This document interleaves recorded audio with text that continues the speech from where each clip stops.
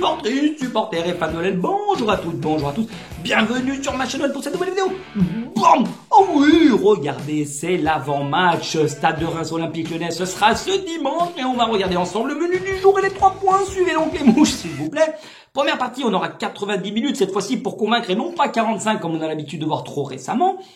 La deuxième partie, les clés du match et toutes les infos qui croustillent. On va rentrer un peu plus dans le vif du sujet. Et enfin, la dernière partie, un petit point sur l'effectif tranquillou bilou avec les compos et le prono du coach. Dédicace à Fabien pour commencer cette vidéo. Bon courage et bon rétablissement à toi. Il t'en faudra parce que, voilà, durant les prochains mois, ça risque d'être un peu difficile. On espère revoir ta bouille rapidement, mais sûrement. Allez les gars, c'est pas tout, mais on attaque tout de suite. 4e journée de Ligue 1. Déplacement au Stade de Reims en Champagne-Ardenne dimanche 17h15. Précise, synchronisation des montres pour ceux qui ont la référence. Non mais dis donc, c'est pas pour aller torcher ou se mettre une murge qu'on va là-bas, hein. C'est bien pour jouer au ballon, les gueules. Dimanche de folie, Grand Prix de Spa-Francorchamps en Belgique, à 15h c'est le départ, puis après il y aura l'OL le soir en prime time. Faut pas ruiner dans le brancard. Il y a PSG Monaco, donc là c'est un dimanche. Je peux te dire qu'on va, la zapette, tu la mets dans la poche, tu regardes pas le film à l'eau de rose, je préfère te le dire, parce que là il y a du pain sur la planche dimanche. Et d'ailleurs, tiens, c'est notre premier déplacement de la saison, les gones, après cette béchamel de merde et cette parodie de foot à Lorient. Bande de nazes! Ligue des bananes et des trompettes de France, là, ils sont toujours là. Oh, ça gâte. Bam! Oh, je vous mets la biscotte. Oh, le rouge d'emblée pour vous, c'est gratuit, je sais. Mais aujourd'hui, ça soulage. Oh, Dieu bénisse ça. Franchement, ça fait plaisir. C'est pour l'ensemble de votre œuvre. Vous me fatiguez les nerfs. Dis donc, t'en veux une, bande de nazes. Oh, vous me faites gerber, c'est plus possible. Ah, bref, j'ai plus envie de parler de vous, vous me faites vomir. Allez, on va devoir arrêter de se toucher la nouille, les gones, et être capable d'afficher un état d'esprit conquérant, solidarité et constance durant 90 minutes. Merde! Commencez par m'emmerder parce que le coach va vraiment finir par faire un joint de culasse à force d'être excédé. Je savais pas, mais la chatagne, elle va voler un jour, hein. Préfère vous le dire, hein. Pour l'instant, faut se regarder avec des yeux de merlan frites, les gones, parce que on a eu 180 minutes en 2 matchs depuis le début de saison, 20 minutes face à Ajaccio, qui ont été bonnes, les 45 dernières minutes, face à 3 qui l'ont été également. Sortez vos bouliers, les gars, faites comme moi, apprenez à compter avec vos doigts. Ça fait seulement 65 minutes de gadoche et de beaux jeux, le reste, ça puait la merde, et c'était limite l'escalade de l'horreur. Ajaccio à 10 contre 10, même quand ils ont eu la biscotte, ils n'ont pas eu à rougir, petit jeu de mots, c'est important l'humour, hein. Et que dire des Troyens sur cette première mi-temps qui nous ont mis à mal et qui auraient mérité, en faisant jeu égal, de ce match nul, voire peut-être mieux, parce que, faut se dire les choses, les gars, on a failli finir le slip sur la tête, limite à se faire chier dessus, hein. Faut être honnête. Donc avec tout mon respect, ça passe pour l'instant face à ces deux équipes qui sont bien entendu plus faibles, mais quand il y aura des gros calibres, ça va pas être la même limonade, donc faudra vraiment hausser le niveau. C'est le début de saison, les gars. On manque encore de repères, certains manquent de rythme également, mais c'est sûr qu'à défaut de proposer un contenu cohérent et constant, au moins on emmagasine la confiance. Les points, c'est un début de championnat et c'est de loin le plus important. Parce que la route va être longue et forcément, j'espère surtout qu'on va continuer à monter au fur et à mesure en puissance lors de tous ces matchs. Mais sachez et n'oubliez pas qu'entre les 2 premiers, il y a eu une coupure de 15 jours vu que Lorient n'a pas pu se déplacer parce que la pelouse était jaune. Et c'est quand tu joues pas, quand t'enchaînes pas, c'est pas tranquille ou bilou, les gars. Et ce que l'on a vu face à 3 au retour des vestiaires, c'est sur ça qu'il va falloir capitaliser. L'équipe a montré un visage séduisant dans l'envie, dans la circulation du ballon, le pressing, et on a exprimé tout le plein potentiel de notre puissance offensive, de notre armada, sans mitrailler, sans dégainer, tout va merde. Faudra le faire maintenant sur tout un match, ou du moins déjà ne pas le faire seulement sur 45 minutes. On est en saison reconquête, les gars, pour l'instant les résultats suivent, donc ça ne gronde pas en tribune, bien qu'il y ait eu quelques sifflets qui ont accompagné les gars au vestiaire face à 3 à la mi-temps. Mais attention, au moins de pète travers, ça va écrouler la buvette, c'est sûr, et ça va couler un bronze, hein. Ah ouais, là, faut être honnête. Donc première fois en plus, vous l'avez vu sous l'ère Peter Laoui qu'on a réussi à gagner 4 matchs d'affilée, cocorico, crac crac, mangez les pommes. Incroyable qu'on ait quand même on n'a pas réussi à faire une série de 5 matchs, même 4 matchs gagnés. Mais je vous l'avais dit l'année dernière dans mes vidéos, fallait les suivre, je l'ai trop souvent mentionné, on n'arrive pas à enclencher des séries, ce qui nous fait défaut, c'est pour ça qu'on n'a pas été bien classé, bien évidemment. Et la passe de 5, est-ce que ce sera dimanche? Bah alors là, il va pleuvoir, c'est plus possible, il va neiger là si on arrive à le faire. Donc il y a intérêt à ce que vous secouez le cocotier, bonsoir, merde, et arrêtez de tortiller du fion s'il vous plaît. On passe à la deuxième partie, on va rentrer un peu plus dans le vif du sujet, avec ce match. Ça me gratte, je vire ça, hein. Je suis navré. Pour rentrer, voilà, photo du classement en parallèle. Reims est actuellement avant-dernier de Ligue 1 avec un seul petit point, mais un très bon point pris la semaine passée à Strasbourg, à partout. Est-ce qu'ils vont lutter bec et ongle pour le maintien ou ils vont réussir à remonter la pente comme moi je l'avais mis dans ma vidéo, d'aller la regarder du classement de mon pronostic où je les vois un peu plus dans le ventre mou? Faut pas tirer de conclusion à la hâte après seulement 3 matchs les Gones, mais il est vrai que le départ est quand même assez difficile du côté de la Marne. N'oubliez pas qu'il y aura 4 équipes qui vont être charrettes cette saison et qui vont descendre, donc ça va être coton pour beaucoup. Reims, je vous mets également les photos des premiers résultats, donc des 3 premiers depuis le début de l'année. C'est un nul et 2 défaites, c'est ce qui avait entamé leur championnat, mais c'est surtout l'une des plus mauvaises défenses de Ligue 1 avec déjà 9 filos encaissés en 3 matchs. Faites les comptes, merde. 4 au Vélodrome pour commencer, puis 4 Cocorico, Kézago rebelote à la maison face à Clermont, à la Casbah, attention ça la fout mal, hein. Et bien après il y a eu ce 1 partout à Strasbourg qui change tout la semaine passée. Il y a eu du mieux au niveau du résultat, mais c'est surtout dans le contenu du côté de la Mélo qu'il va falloir analyser ce score, et encore ça aurait dû être une victoire entièrement méritée du côté de Reims, parce que si le Strasbourgeois Matsel, donc c'est leur gardien, il n'avait pas sorti un grand match de son chapeau, les 3 points il partait avec, hein. C'était le braquage, hein. C'est clair et net. Ah, le braco, il était prêt, hein. 3 points qui auraient fait un bien fou pour soulager le groupe, apaiser les consciences et les esprits, mais ils se contenteront d'un bon nul. N'oubliez pas que Strasbourg a fini devant nous l'année passée, donc c'est quand même une belle perf. Et espérons, voilà, que leur première victoire, parce que pour l'instant il y en a 0, hein, elle va attendre, mais bon, ils auront à cœur dimanche de faire un sacré match et d'aller la décrocher face à nos Gones. Et c'est tactiquement que pour l'instant, Reims se vautrait comme des sombres merdes dans le caniveau. Je vous mets une photo de ce que Oscar Garcia nous préparait depuis le début de saison.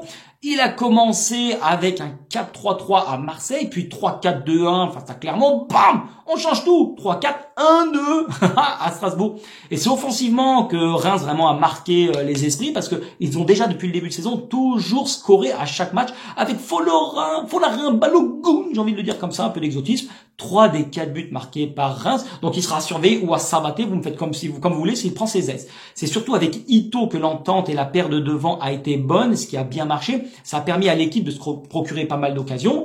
Pour rappel, moi j'ai étudié le match face à Strasbourg. Il y a eu un but au bout de 4 minutes qui a été refusé, et pour hors-jeu. Et ensuite, c'est la VAR qui a supprimé le penalty, parce que les mecs, ils étaient en train de commander tacos, ils ont pas bien vu l'action, ils ont dit hop, il y a pas penalty, c'est comme ça. Il y a eu de la quenelle, hein, sur ce match. En gros, c'est clair et net. Donc au milieu, il y a également le triangle formé par Mounetzi, Lopi et un poil plus haut Doumbia qui ont mis de l'impact, de l'allant, pour à la fois temporiser en attendant la brèche, mais également dans le jeu de transition vers l'avant, de mettre de l'impact. À nous de nous imposer avec notre trident. Je vous mets en parallèle une photo des meilleures équipes avec la possession de balle pour confisquer justement ce ballon et faire parler de la technique. Mais les Gones, on va pas se mentir, on a les arguments sur le papier pour bien évidemment imposer notre rythme, imposer notre style de jeu, sachant qu'on est l'équipe, vous le voyez, avec la meilleure possession depuis le début du championnat. Certes, on a joué que 2 matchs, mais c'est significatif, même si les équipes étaient plus faibles, et c'était à la Casbah. Mais voilà, normalement, on a de quoi faire pour pouvoir proposer un bon contenu et envisager les 3 points. Le problème du côté de Reims, pour revenir à eux, ça reste la finition d'une part, parce que beaucoup d'occasions ratées, avec beaucoup de déchets en général à la finition. C'est un peu comme nous l'an passé, c'est du copier-coller, CTRL-C, CTRL-V pour ceux qui ont la référence. 75 tirs pour un pauvre but qui pue la merde, on dirait un troupeau de cons devant une cage. Merde! Non, c'est pas des cages à roulettes, faut la viser, la bonne. C'est une belle équipe qui sait jouer au ballon, donc c'est dommage, mais qui n'arrive pas à conclure ses actions. C'est exactement comme nous l'année passée. Donc du moment où tu te mets pas à l'abri, t'es pas là, justement à l'abri d'un compte, d'une saucisse, d'une galette, bam, ça fait 0-1, t'es dans la merde et tu te mets dans la sauce tout seul. Et surtout défensivement face à Strasbourg, ils ont été extrêmement mis en difficulté, mais comme lors des premiers matchs. C'est surtout dans le rôle des 2 pistons, Buzy et Loco de chaque côté, c'est erreur sur erreur, c'est du déchet en veux-tu, en voilà, et très fébrile techniquement, car rien qu'au dernier match, c'est quand même plus de 27 ballons perdus à eux deux, et quasi tous leurs duels c'est le doublé coupe championnat. Non mais du d'autre, t'en veux une toi aussi. Si on maintient nous un pressing haut et intense pour les asphyxier en les empêchant de relancer, ils vont être en grande difficulté, donc il faudra exploiter les situations qui vont s'ouvrir à nous, mais surtout, comme on le fait depuis les 2 premiers matchs, la finition, une occasion, un but, merci, au revoir, et puis après tu gères. Merde, c'est ce qu'il faut faire. Parce que de l'autre côté, pour finir cette vidéo, ça y est, on va commencer par les infos. Boateng, là, il est en train de préparer son MMA, là, il va faire un combat d'ici quelques temps. Il a dit, je pars pas, je reste. Bon, bah, écoute, continue à t'entraîner, puis distribue de la châtaigne, toi aussi. Dembouz, il a refusé de prolonger malgré une revalorisation salariale, donc fin du feuilleton. Il partira gratuit l'été prochain. Et ben, nous, on se mettra une main devant, l'autre derrière, mais surtout bien profond. Et il a entièrement raison, les gars. Vous me dites ce que vous en pensez dans les commentaires, mais c'était le capichef l'année passée. Attitude exemplaire sur et en dehors du terrain, le meilleur buteur de l'équipe, et le 3e de Ligue 1 avec le meilleur ratio but, minutes marquées, surtout qu'il a loupé 2 mois de compétition. Il a tenu l'équipe à bout de bras, je vous l'ai dit régulièrement, avec Anto Lopez et les 2 extrémités qui nous sauvaient l'année passée. Certes, ça vendange beaucoup pour Dembouz, mais c'est un pur neuf, c'est un attaquant d'instinct, dans le mec dans la surface. Il y arrive, c'est ça, c'est là où il est bon. Faut pas lui demander d'être à la création ou à la participation du jeu comme Alex, c'est pas du tout son style. Voilà, donc c'est pas son profil, donc c'est pas comme ça qu'il faut le juger. Mais bon, aujourd'hui il s'en balèque, il a raison, il passe d'un statut de titulaire capichef à remplaçant. Non, ciao bambino, finito pipo, c'est clair et net. Non, voilà, faut pas se foutre de la gueule du monde. Croisons les baloches de notre côté pour qu'Alex ne se pète pas ou soit suspendu parce que derrière il y a personne. Hein. Au niveau de l'attaque, hein. Il y a Paquito également, vous avez vu, première offre de 50 patates refusées du côté de West Ham. Il va faire ses bagages concrètement. Il y a là, écroulement, hein, à prévoir parce que, à mon avis, Arsenal, mais aussi Newcastle, qui est fortement intéressé, vont rentrer dans la danse pour enchérir. Tonton, il va ramasser l'oseille, ça sent le bon chèque. Bon, pour moi, il mérite mieux que West Ham, mais à voir parce que c'est un excellent joueur. Ces agents, sont outre-Manche, ça y est, pour négocier avant la fin du mercato un éventuel transfert. À Fosbury, moi je le voyais partir plus tôt l'hiver parce qu'il avait sa gage assurée tranquille en titulaire pour la World Cup avec le Brésil. Mais bon, et pas prendre de risques, que nenni, il va les prendre les risques. C'est ça un maestro, parce qu'un joueur d'une classe inégalable, faut pas se mentir. Mais moi je suis pas du genre à geindre, je vais pas, voilà, ainsi va la vie, les joueurs ils passent, ils s'en vont. Derrière on a JRA, on a des Fèvres qui est capable de jouer relayeur. Voilà, il y a du bon monde. On a Joao Gomez, voilà la pépite de Flamengo sur lequel lequel s'est renseigné, on verra. Et puis c'est comme ça. Ah ouais, j'ai l'info les gars, elle est là l'info. Il va quitter le club en 2065 après JC. Je préfère préciser parce que bon, il y a quand même des doutes. Ça fait 10 piges qu'il doit partir, mais j'ai eu l'info. Au niveau de la compo, je vous mets une petite photo pour finir. Voilà, donc Anto toujours suspendu, équipe classique avec Cacré qui remplacera Paquito en instance de départ. Faut pas prendre de risque parce que là sinon tu retrouves à 0. Il partira pas s'il se blesse ou s'il se pète. Son entrée à la fin bien fou à Cacré à la récupération avec un énorme de volume de jeu direct, du lien dans les transitions, surtout les ballons grattés. Regardez la récupération comme sur le 4e but de TT. Revoyez sa course et son implication, c'est du génie. Le coach a kiffé. Dans la circulation du ballon, il fera du bien dans des circuits assez courts pour vraiment mettre à mal le milieu de terrain du Stade de Reims, et surtout ça va permettre à Coco Chanel de bien gérer ses efforts et de se projeter un peu plus souvent vers l'avant parce qu'il a de meilleures facultés dans le dernier geste et à la finition, surtout que derrière t'as Le Penant qui t'assure la couverture et qui va faire les efforts pour protéger ta défense. Et là-dedans t'es dans du velours, faudra exploiter les ailes comme je disais avec nos doublettes sur les côtés, la Tagliatelle et le Magic Toko d'un côté, le Dolce et Tété de l'autre. Ce dernier marche sur l'eau, donc faut continuer, c'est un atout offensif sur lequel on va devoir s'appuyer comme avec Alex depuis le début du championnat. Et un message pour Magic Toko, tes derniers matchs étaient nul au cube. Va falloir te réveiller à un moment parce que si tu persistes à jouer comme un pecno, Peter Alaoui, faudra sévir à un moment et le faire gicler, hein. Parce que t'as Fèvre et Chiclès également qui peuvent jouer sur une aile. Donc s'il te plaît, réveille-toi. Et tu veux pas que je te joue de la flûte? Dis non, mais merde, à la fin.